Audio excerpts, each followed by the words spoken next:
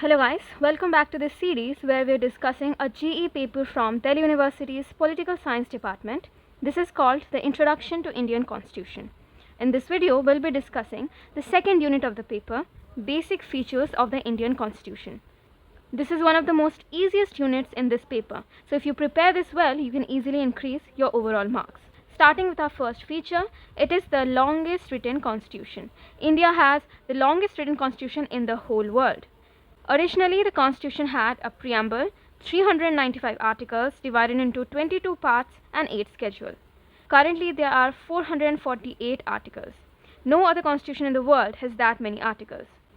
So some factors that contribute to this length are the vastness of the country, diversity, single constitution for both center and state, and more. Other than that, the Indian constitution is not just a rule book. It has a detailed explanation of the administrative and political structure of our country. So our next feature is, it is drawn from various sources. B.R. Ambedkar himself said that the Indian constitution was framed after ransacking all the known constitutions of the world. So the structural part of the constitution is to a large extent derived from the Government of India Act of 1935. We have discussed this act in the previous video. The philosophical part of the constitution, like the fundamental rights and the directive principle of state policy, is derived from the American and the Irish constitution respectively. The political part, the government structure, is mostly derived from the British constitution. Other than this, you will also find that ideas from constitution of countries like Canada, Australia, Germany, USSR, France, South Africa, Japan is also reflected in our constitution. But the most important source is obviously the Government of India Act of 1935. Some have even pointed out that the Indian constitution is a carbon copy of this act. But even though we have borrowed all these ideas from so many different sources, our constitution makers have ensured that these ideas were suitable for the unique nation of India. Our third feature is the blend of rigidity and flexibility. A rigid constitution means that it is very difficult to change or amend this constitution, whereas a flexible constitution means that it is very easily to amend it. The Constitution of India has a mixture of both. The rigid feature of the Indian constitution is that it has a very complex amendment procedure. Provisions like the federal structure, fundamental rights, and the basic structure of the constitution has to be amended with a special majority in both houses of the parliament. So it is very difficult to change the core aspect of the constitution, and it maintains stability and continuity. Other than that, the constitution also defines a federal structure. So there is a clear distribution of power between the central government and the state, and this power division can be changed through a very difficult amendment procedure. Now moving on to the flexibility of Indian constitution. The Indian constitution has granted significant power to the parliament. It can easily legislate on subjects that are present in the union list. So this allows the legislature to easily address emerging issues without amending the constitution. On the other hand, the Indian judiciary also has the power of judicial review. So the judiciary can adapt the constitution to match the contemporary needs. The next feature of our Indian constitution is federal system with unitary bias. We know that the Indian constitution has established a federal system of government in our country. It has features like two governments, division of power, written constitution, supremacy of constitution, rigidity of the constitution, independent judiciary, bicameralism, etc. But there are also many provisions in the Indian constitution that have a unitary or a non-federal structure.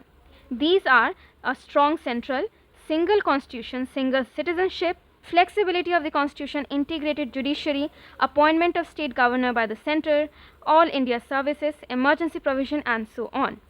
So we can see that Indian constitution has a mixture of federalism and non-federalism.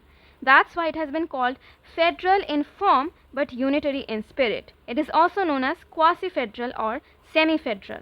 Next, we are going to discuss the parliamentary form of government as laid down in the Indian constitution. So the Indian constitution has obviously opted for the parliamentary system of government. This is based on the principle of cooperation and coordination between the legislative and the executive organs. At the heart of the Indian parliamentary system is obviously the president, who serves as the ceremonial head of the state. While the president has certain power and duty, the real executive authority lies with the Council of Ministers headed by the Prime Minister. The Indian Parliament is the supreme legislative body, and it comprises of the president and the two houses, that is Rajya Sabha and the Lok Sabha. Next, let's talk about the synthesis of parliamentary sovereignty and judicial supremacy. The idea of parliamentary sovereignty is associated with the British Parliament. On the other hand, judicial supremacy is associated with the American Supreme Court. India has provided a harmonious synthesis of both. Indian Parliament is also very strong, but on the other hand, India also has a very strong Supreme Court. The Parliament has the power to amend major portions of the Constitution through its constituent power, but the Supreme Court can declare the parliamentary laws as unconstitutional through its power of judicial review. So the Indian Constitution has divided the power between the Parliament and the judiciary. Next, we will learn more about the judiciary. The Indian Constitution has an integrated as well as an independent judiciary. The Supreme Court stands at the top of this integrated judicial system. Below that we have high courts, and then below that we have the subordinate courts, that is district courts and other lower courts. This single system of court enforces both the central law as well as the state law. So it connects all of the courts together, and that is why we can call the judiciary integrated. But the judiciary also has an independent feature. The Supreme Court is a federal court. It is the highest court of appeal. And the Indian Constitution has made various provisions to ensure its independence.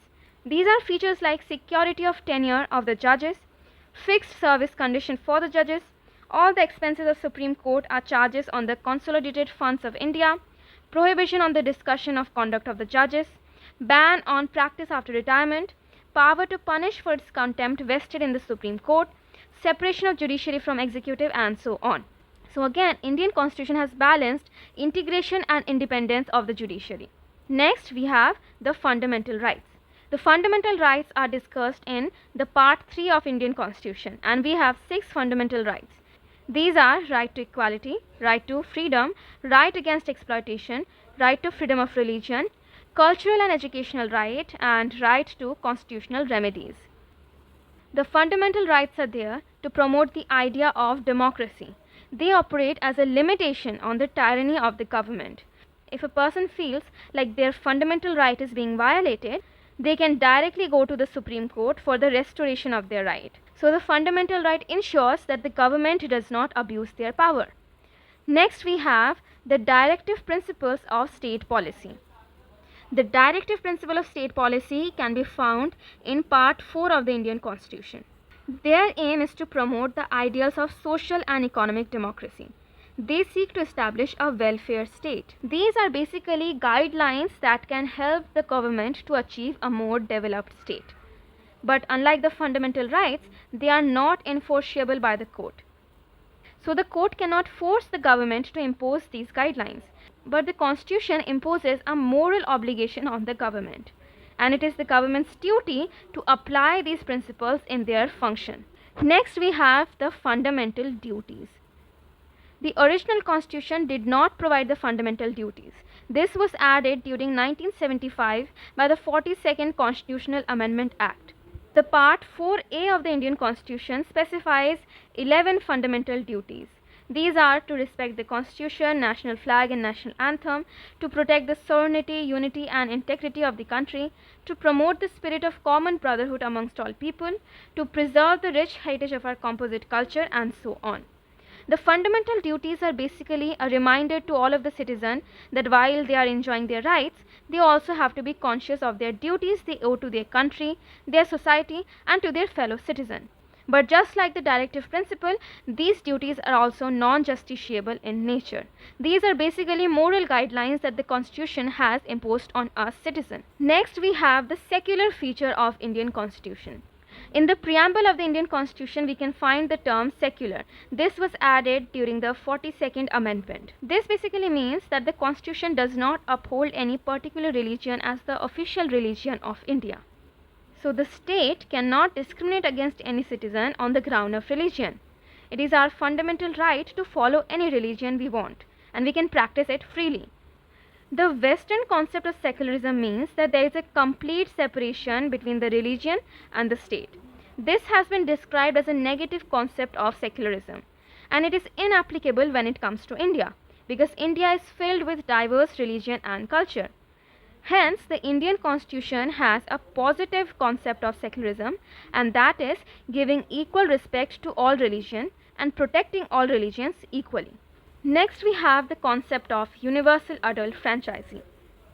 The Indian Constitution adopted the concept of universal adult franchising as a basis of the election to the Lok Sabha and the state legislative assembly. Every citizen who is 18 and above has the right to vote. The introduction of this concept was a bold choice for the constitutional maker because it is highly remarkable in view of the vast size of the country, its huge population, high poverty, social inequality, and overwhelming illiteracy. But the universal adult franchisee is the foundation of a democracy. It enhances the self-respect and prestige of common people. It upholds the principle of equality and enables the minority to protect their interest. It also opens up new hope for the weaker section. Next, let's discuss the independent bodies in our constitution. The Indian Constitution has not only provided guidelines for the legislative, executive and judicial organs, but it also establishes certain independent bodies.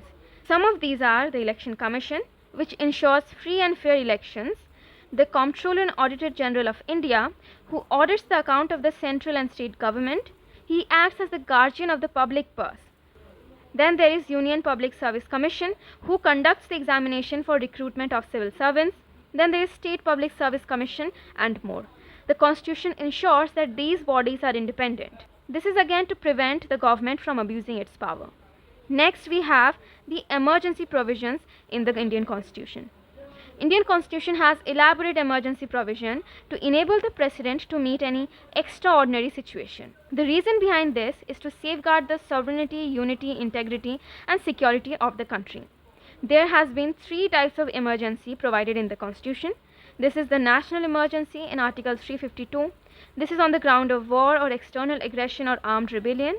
Then there is state emergency, also known as President's Rule, which happens when there is a failure of constitutional machinery or the state has failed to comply with the direction of the center.